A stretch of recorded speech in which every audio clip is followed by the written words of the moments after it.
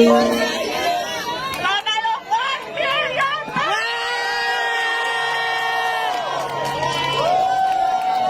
po ako, sobrang saya po kasi pangarap ko talaga magkaroon ng bahay.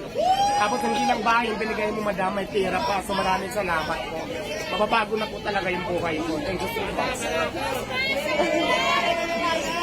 Kaya ang sinasabi ko, kaya lagi ko sinasabi